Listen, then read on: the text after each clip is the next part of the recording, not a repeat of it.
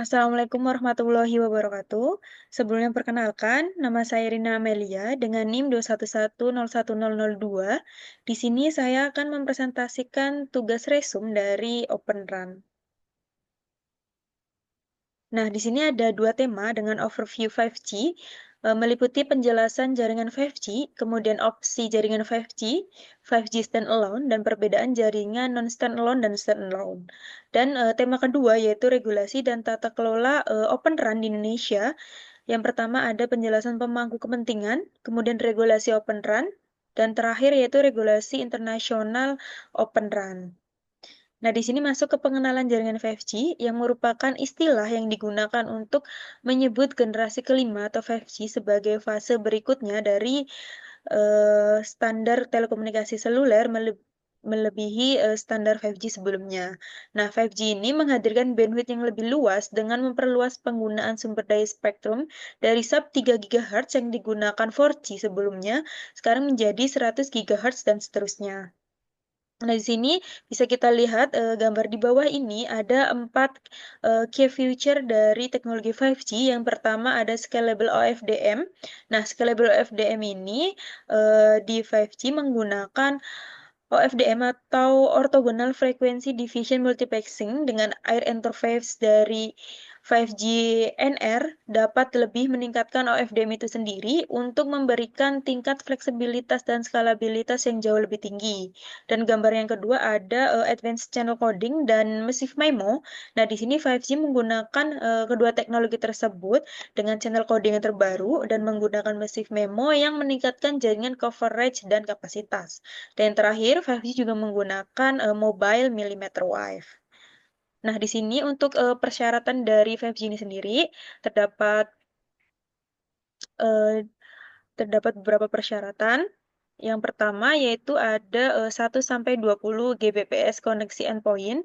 Nah, 5G juga memiliki 1 milidetik latensi, kemudian 1000 kali lipat bandwidth per unit area, kemudian 10 sampai 100 kali lipat perangkat yang terhubung dengan ketersediaan 99,999%, cakupan 100%, dan 90% pengurangan penggunaan energi dari jaringan. Kemudian di sini masuk ke opsi jaringan 5G SA dan NSA. Nah, di sini SA ini standalone, NSA yaitu non-standalone. Nah, non-standalone ini ada UA, kemudian ada menggunakan RAN-nya 2, yaitu dari 4G LTE dan 5G NR, dikarenakan di sini masih keterkaitan dengan 4G yang dinamakan dengan non-standalone. Dan ini core-nya menggunakan EPC. Nah, di sini untuk standalone-nya menggunakan satu RAN, yaitu 5G NR atau New Radio, dan untuk core-nya yaitu menggunakan 5GC. Nah, di sini masuk ke penjelasan 5G standalone atau SA. Nah, di sini didefinisikan sebagai jaringan 5G yang akan didukung oleh infrastruktur 5G. Dan di sini smartphone yang mendukung 5G akan terhubung ke frekuensi radio 5G untuk mendapatkan throughput yang lebih cepat dan sudah terkoneksi ke jaringan core 5G. Nah, standalone ini banyak diatur di dokumen 3GPP rilis 16 dengan beberapa keuntungan, yaitu salah satunya penyederhanaan dan peningkatan efisiensi yang akan menurunkan biaya dan akan meningkatkan kinerja throughput hingga ke tepi jaringan. Kemudian di sini membantu pengembangan dari komunikasi URLLC. Nah, untuk standalone ini berada di option 2. Itu bisa kita lihat di gambar NGC. Nah, di sini ada NGC yang biasa dikenal yaitu dengan control plane yang biasa mengontrol antar sistemnya. Sedangkan NGU ini yaitu user plane, biasanya disebut dengan user plane yang mengontrol komunikasi dari user itu tersebut, transfer datanya. Nah, kemudian di sini ada perbedaan dari jaringan 5G non-standalone dan standalone. Nah, bisa kita lihat di sini ada beberapa perbedaan dari tabel di samping kanan. Ada terdapat eh, 6 perbedaan. Yang pertama, core dan new service dari NSA dan SA itu sendiri. Kemudian ada data rate-nya. Nah, untuk data rate dari NSA ini sendiri gabungan dari kecepatan data rate 4G dan 5G secara bersamaan, sedangkan SA ini sendiri gabungan eh, pada pita 5G yang bersamaan. Kemudian ada perbedaan dari fungsionalitas saat di luar 5G, kemudian uplink coverage-nya. Kemudian di sini untuk NSA uplink coverage-nya ini kekuatan dibagi menjadi antara LTE versus 5G yang mempengaruhi cakupan wilayah dari 5G-nya.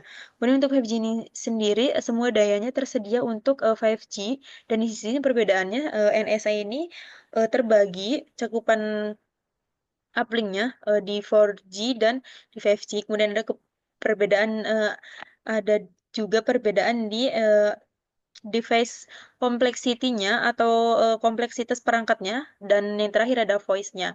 Nah, di sini juga ada perbedaan dari SI ini sendiri, control plane dan user plane-nya di-provide oleh 5G RAN, sedangkan non-standalone control plane di-provide oleh UTRAN dan hanya user plane di-provide oleh 5G RAN kecuali NDC ketika user plane di-provide oleh IUTRAN juga.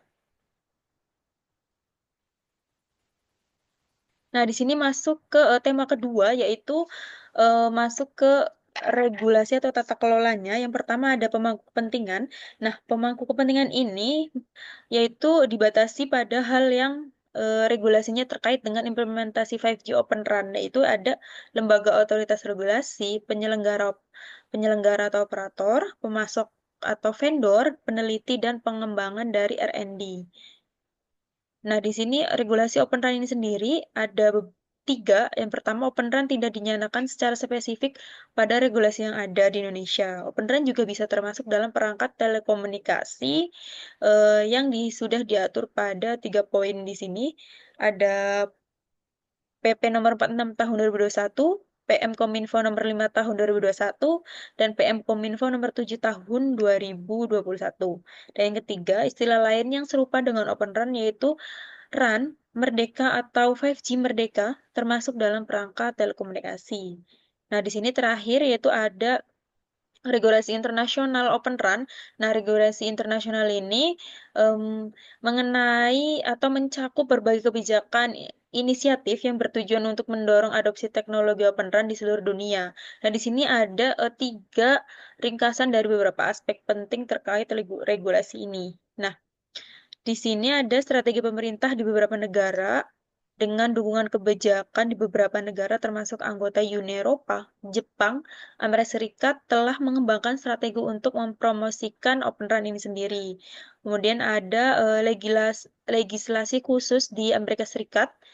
Kemudian juga yang terakhir ada prinsip Open RAN, yaitu disegregasi terbuka. Open RAN ini memungkinkan elemen jaringan diambil dari berbagai pemasok atau vendor dan diimplementasikan dengan cara baru. Nah, ini bertujuan untuk meningkatkan verifikasi dan inovasi dalam industri telekomunikasi. Nah, mungkin itu saja yang bisa saya sampaikan. Kurang dan lebihnya mohon maaf. Apabila ada kesalahan juga saya mohon maaf. Wassalamualaikum warahmatullahi wabarakatuh.